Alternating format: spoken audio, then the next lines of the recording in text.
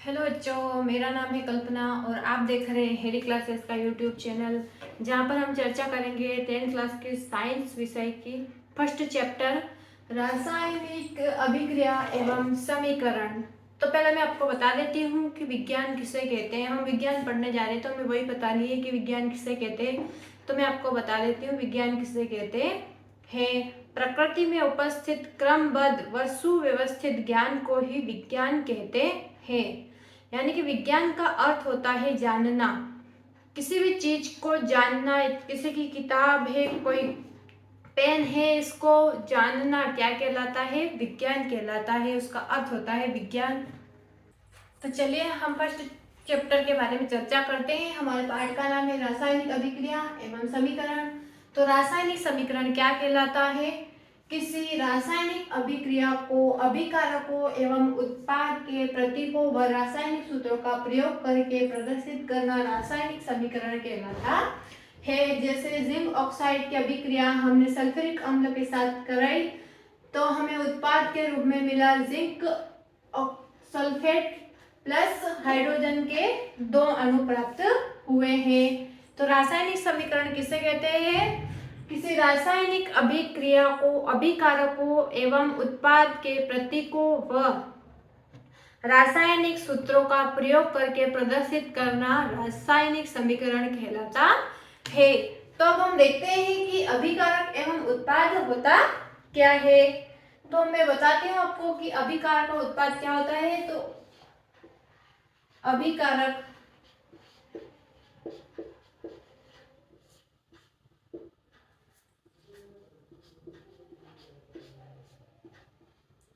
ऐसे पदार्थ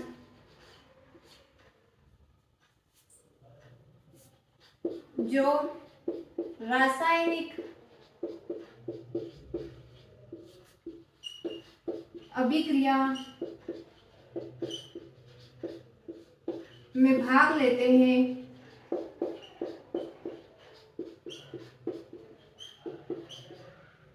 उसे हम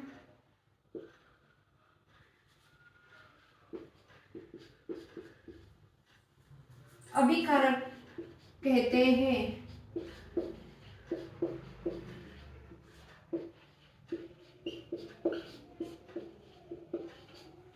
जैसे उदाहरण के लिए, यानी कि ऐसे पदार्थ जो रासायनिक अभिक्रिया में भाग लेते हैं उसे हम अभिकारक कहते हैं।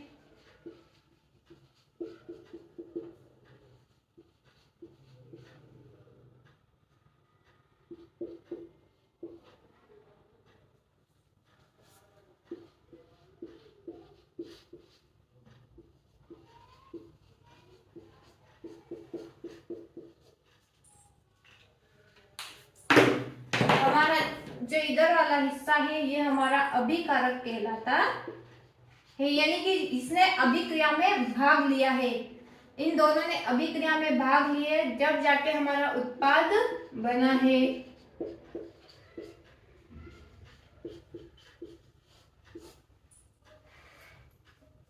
तो आपको समझ में आ गया होगा कि रासायनिक समीकरण किसे कहते हैं और अभिकारक किसे कहते हैं। आप चाहे तो आप नोट कर सकते हैं।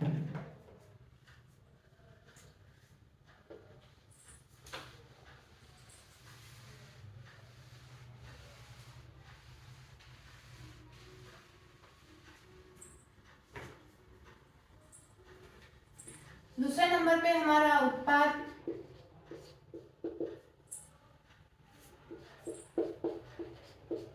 ऐसे पदार्थ जो रासायनिक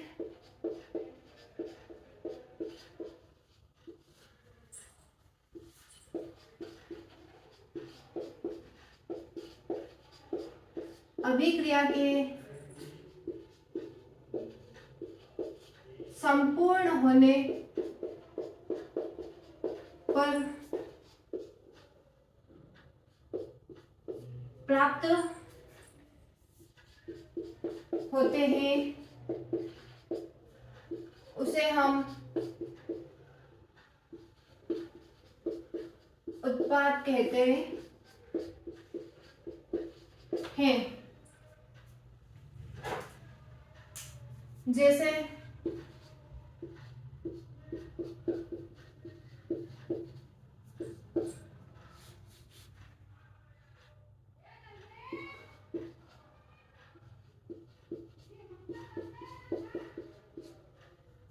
इसने अभिक्रिया में भाग लिया और नया उत्पाद बना, इसको हम उत्पाद कहते हैं।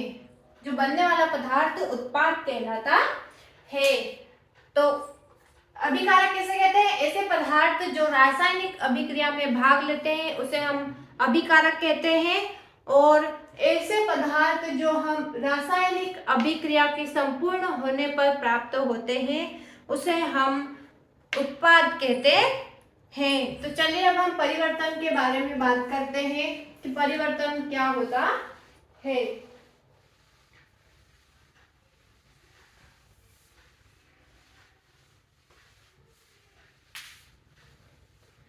हमारी बुक में है रासायनिक परिवर्तन और भौतिक परिवर्तन। तो मैं आपको बता देती हूँ परिवर्तन क्या होता। परिवर्तन दो प्रकार का होता है, भौतिक परिवर्तन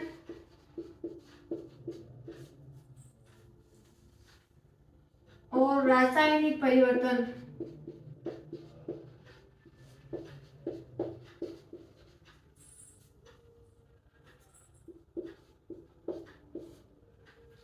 तो हम भौतिक परिवर्तन पर चर्चा करते हैं।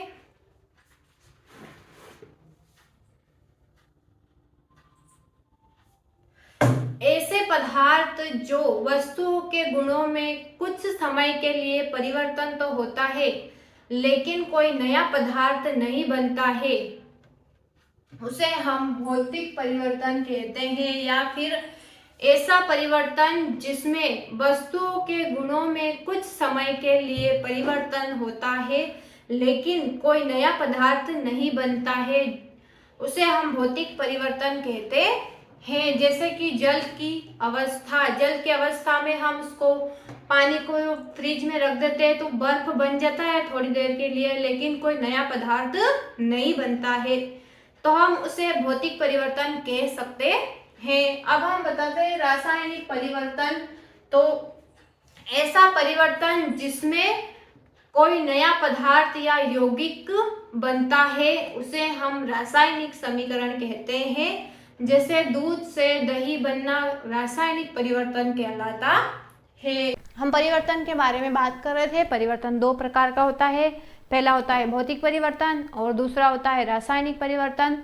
तो भौतिक परिवर्तन ऐसे परिवर्तन जिसमें वस्तुओं के गुणों में कुछ समय के लिए परिवर्तन तो होता है लेकिन कोई नया पदार्थ नहीं बनता है, उसे हम भौतिक परिवर्तन कहते हैं। जैसे कि उदाहरण के लिए जल की अवस्था में परिवर्तन, जैसे पानी को हम फ्रिज में रख देते हैं तो थोड़ी देर के लिए बर्फ जरूर बन जाता है लेकिन कोई नया पदार्थ नहीं बनता है, उसको वापस निकालने पर वह वापस जल बन जाता है, तो अपनी पुनः अवस्था में आ जाता है, कोई नया पदार्थ नहीं बनता है, इसे हम भौतिक परिवर्तन कहते हैं। हमारा दूसरे नंबर पे है रासायनिक परिवर्तन।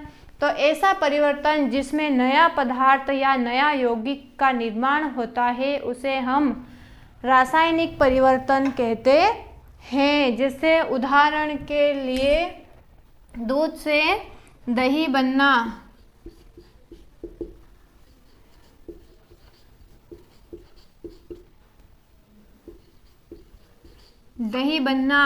रासायनिक परिवर्तन का उदाहरण है। तो चलिए अभी हमने परिवर्तन के बारे में पढ़ा है, तो हम रासायनिक परिवर्तन के बारे में देखते हैं। भौतिक परिवर्तन तो हमारे 9th क्लास में हमने पढ़ भी लिया है और कोई ज़रूरी नहीं है 10th क्लास में क्या है वो आए नहीं भी, वैसे तो आने वाला है नहीं, तो मैं आपको बता देती हूँ। रासायनिक परिवर्तन में हमारा टॉपिक है यदि कोई रासायनिक अभिक्रिया हो रही है तो उसके होने के निम्न संकेत होते हैं। तो अवस्था में परिवर्तन, रंग में परिवर्तन, गैस का निकास और तापमान में परिवर्तन।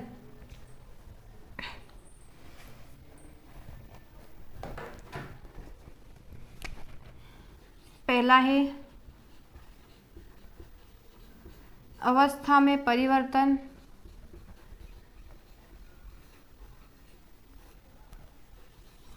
दूसरा है रंग में परिवर्तन,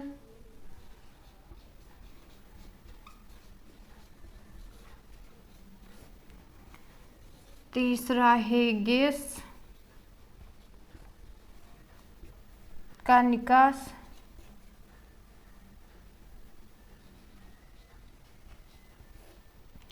और 4 नंबर पे हमारा है तापमान में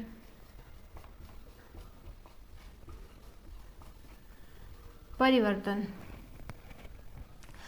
तो हमारा रासायनिक परिवर्तन होता है तो यदि कोई रासायनिक अभिक्रिया हो रही है तो उसके निम्न संकेत है। पहला है अवस्था में परिवर्तन, उसकी अवस्था में परिवर्तन आएगा, उसके रंग में परिवर्तन आएगा, तापमान में परिवर्तन आएगा, तो उसके निम्न संकेत हैं। तो चलिए मैं आपको बताती हूँ ढांचा समीकरण क्या होता है।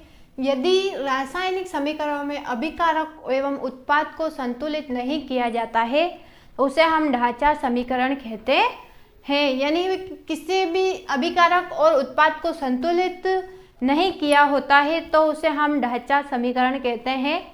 आप सोच रहे होंगे कि हमारी बुक्स में है नहीं तो भी क्यों बता रहे हैं, लेकिन हमें पता तो होना चाहिए कि ये संतुलित नहीं है तो उसे कहते क्या है, यानी ये अभी है तो ये संतुलित नहीं है। जैसे मैं आपको बताती हूँ, जैसे हमने मैग्नीशियम प्लस ऑक्सीजन की अभिक्रिया तो हमें मैग्नीशियम ऑक्साइड प्राप्त उत्पाद के रूप में मिला है, लेकिन इस ऑक्सीजन के पास एक भी नहीं, ये इस ऑक्सीजन के पास 2 है, ये इसके पास नहीं है। तो क्या करें, हम यहाँ पर 2 लगा दें तो ऑक्सीजन यहाँ 2 हो गई, यहाँ भी 2 हो गई।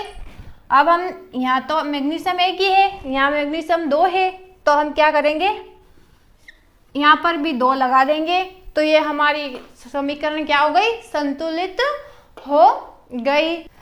तो हम एक उदाहरण और लेते हैं जल का। हाइड्रोजन प्लस ऑक्सीजन की अभिक्रिया कराने पर हमें H2O जल प्राप्त हुआ।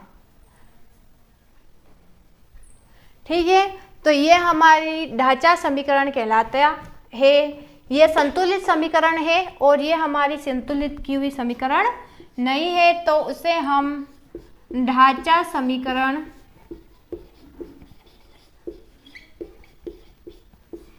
कहते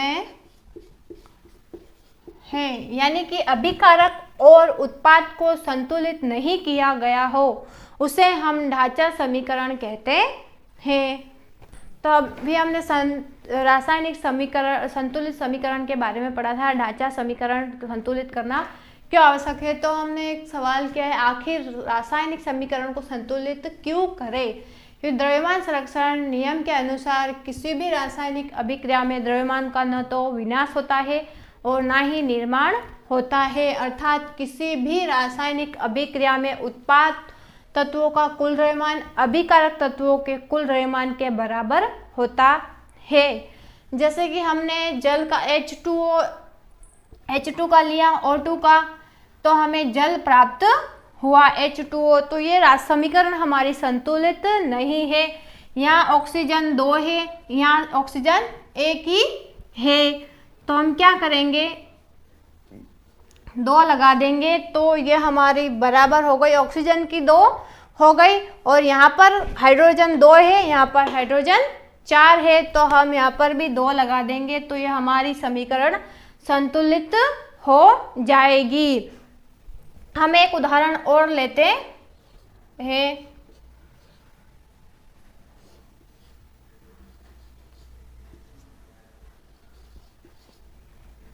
देखो, हमने मैग्नीशियम प्लस ऑक्सीजन की अभिक्रिया की तो हमें मैग्नीशियम ऑक्साइड प्राप्त हुआ है, लेकिन यहाँ ऑक्सीजन 1 है, यहाँ ऑक्सीजन 2 है, तो हम क्या करेंगे, 2 लगा देंगे।